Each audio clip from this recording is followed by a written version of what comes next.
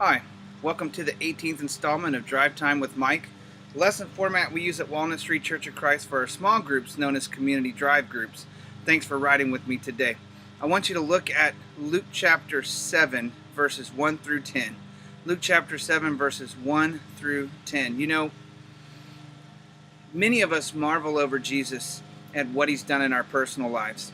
And many of us marvel over Jesus when we read about him in the pages of inspiration. And all of us will marvel over Jesus when we stand before him on the day of judgment. But wouldn't you like to be the type of person that Jesus marvels at? That's the story we have today. In fact, this centurion that we're going to talk about, he is the only person in the entire Bible who can boast that Jesus marveled at him. He's the only individual that caught Jesus' attention to that degree. So if you want to be the type of person that Jesus marvels at, then you need to pay attention to this centurion, because he's got 3 lessons that we can learn if we want to catch Jesus' attention. And arguably the third one is more important than the other 2. Here's the 3 lessons. First, this man was filled with compassion. He had exceptional compassion. He cared about people that he didn't have to care about. And maybe that's what was exceptional about his compassion.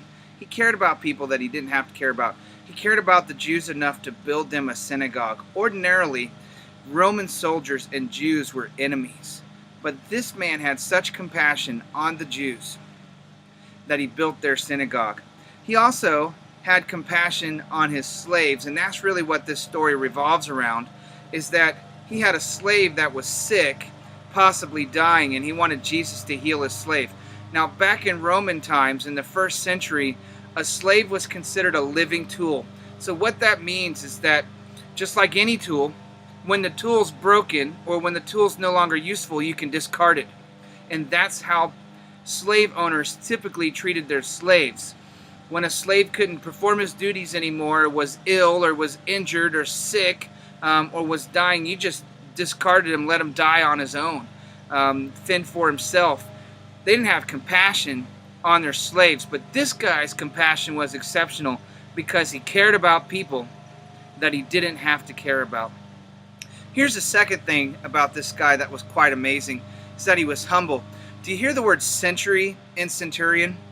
He was a Roman soldier that was in charge of 100 soldiers. He had prominence at work. He had prominence in his community. And yet he was so humble towards Jesus that he didn't even think of himself as worthy to have Jesus to come under his roof. So he sent people and said, you don't even need to come under my roof. Just say the word and I know that my slave will be healed.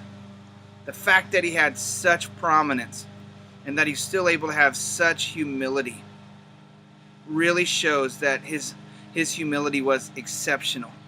Here's the third thing, and arguably the thing that got Jesus' attention, that really made Jesus marvel. And that's this. He had an exceptional faith. Now let me tell you why his faith was exceptional. Number 1, his faith went beyond his understanding. You see, this man knew something about Jesus, but then there's other things he didn't know. And that's kind of like us today, if you think about it.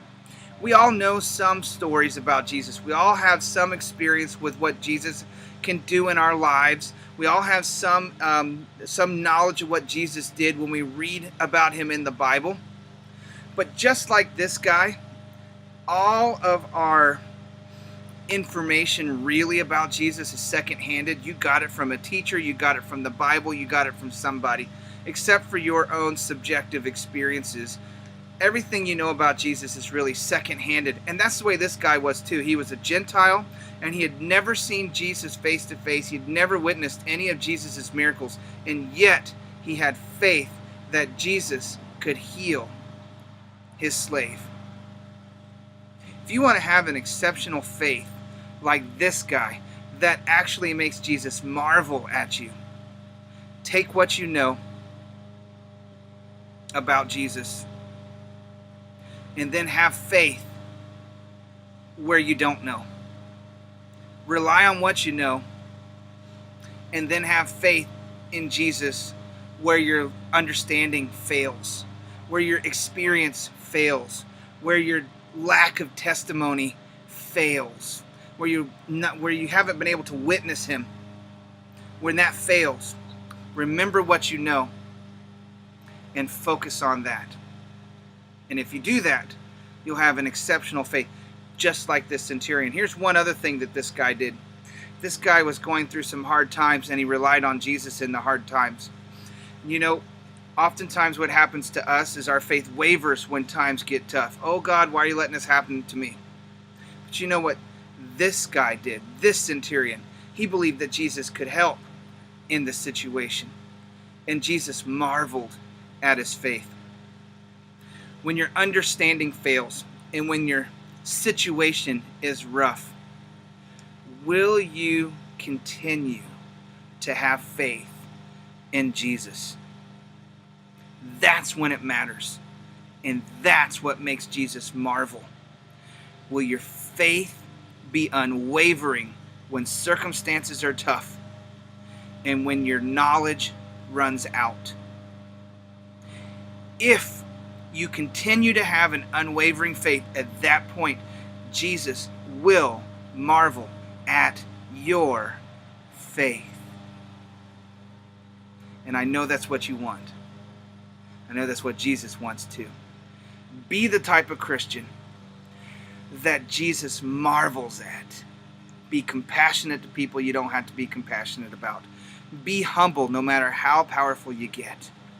And have the kind of faith that remains strong even when your knowledge runs dry and even when circumstances are rough, and Jesus will marvel at you.